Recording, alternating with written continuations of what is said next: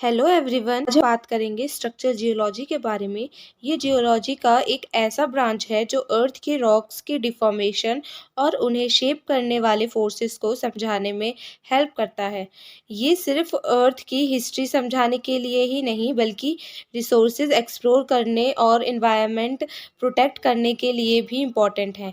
आइए हम इसकी डेफिनेशन के बारे में समझते हैं और आगे समझते हैं कि जियोलॉजी से हम किस किस चीज़ों की स्टडी कर सकते हैं।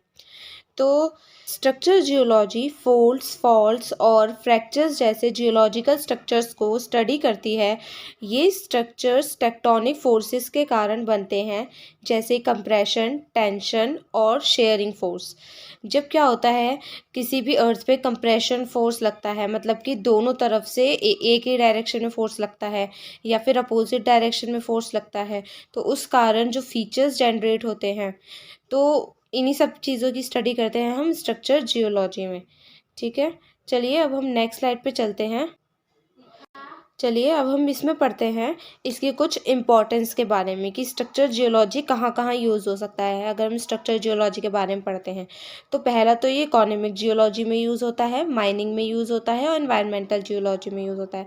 अब मैं आपको बताती हूँ कि ये कैसे यूज़ होते हैं। देखो, इकोनॉमिक जियोलॉजी में ये पेट्रोलियम जियोलॉजी में यूज़ होता है, जिसमें हम फोल्ड्स और फॉल्ट्स आइडेंटिफाई करना इम्पॉर्टेंट है, क्योंकि ये ऑयल और गैस ट्रैप्स बनाते हैं। क्या होता है कि जब अर्थ सरफेस में जहाँ जहाँ भी फॉल्ट्स होते हैं ना, वहाँ पे ऑयल्स और नेचुरल गैसेस के ट्रैप्स फॉर्म होते हैं। तो ये हमारी पेट्रोलियम जियोलॉजी में हेल्प करता है। अब हम माइनिंग में देखते हैं कि ये माइनिंग में कैसे हेल्प करता है। तो स्ट्रक्चर फीचर्स मिनरल डिपॉजिट्स को कंट्रोल करते हैं, जो एक्सप्लोरेशन के लिए ज़रूरी होता है।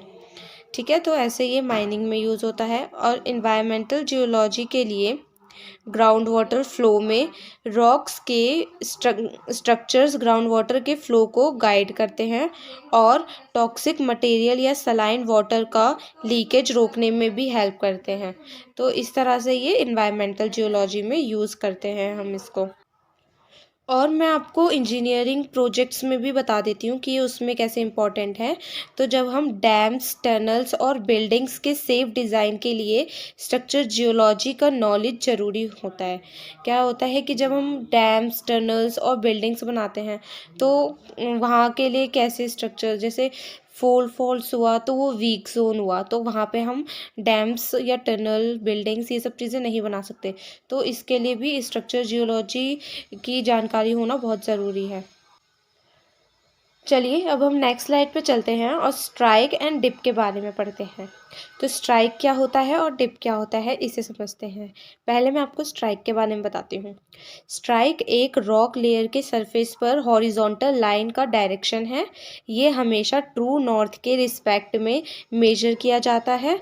एग्जाम्पल है इसका, अगर स्ट्राइक नॉर्थ 45 डिग्री ईस्ट है, इसका मतलब है कि हॉरिजॉन्टल लाइन नॉर्थ ईस्ट की तरफ 45 डिग्री एंगल पर है।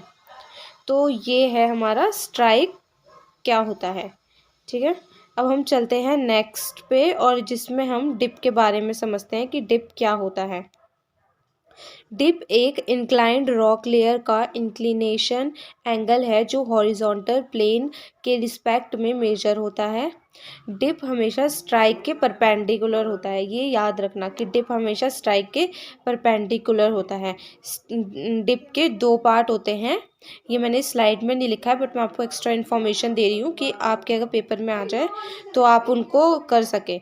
तो डिप के दो पार्ट्स होते हैं। डिप एंगल पहला, दूसरा डिप डायरेक्शन।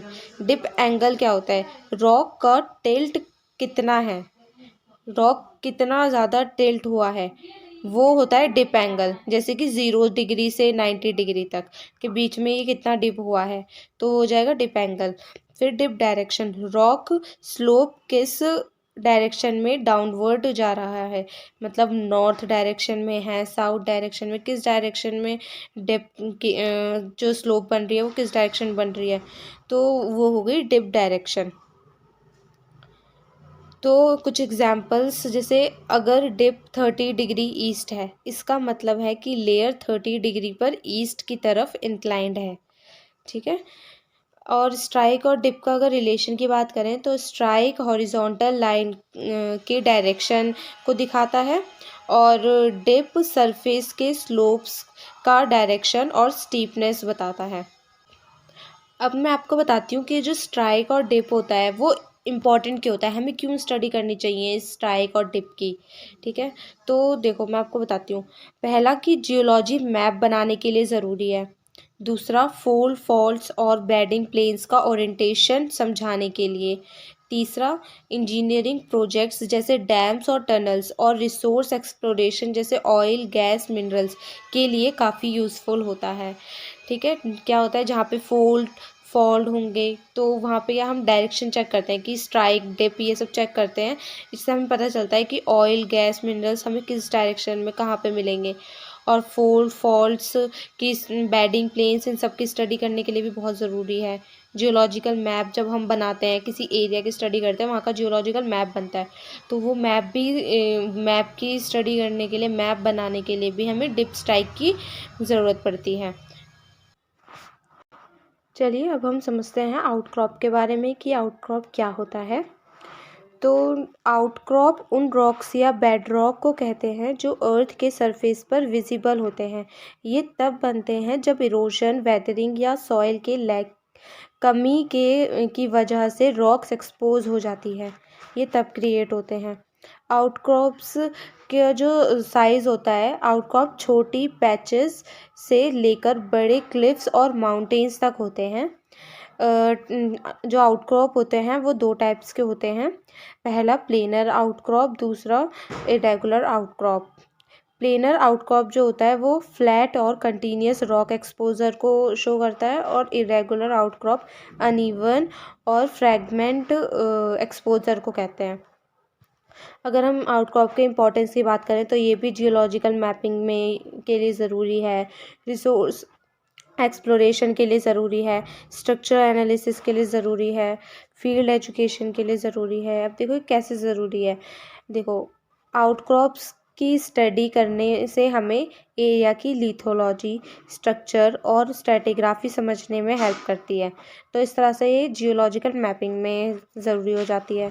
अगर हम रिसोर्स एक्सप्लोरेशन की बात करें तो मिनरल्स, ऑयल और नेचुरल गैस जैसे रिसोर्स के लोकेशन आइडेंटिफाई करने के लिए यूज़फुल है। अगर हम स्ट्रक्चर एनालिसिस की बात करें, स्ट्रक्चर में कैसे यूज़ है, तो आउटक्रॉप से हमें फॉल्ट्स और बेडिंग प्लेन्स डायरेक्टली ऑब्जर्व कर सकते हैं।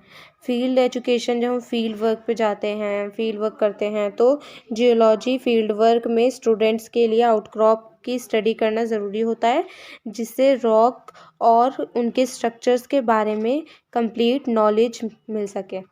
ठीक है, तो ऐसे इसकी यूज़ होता है।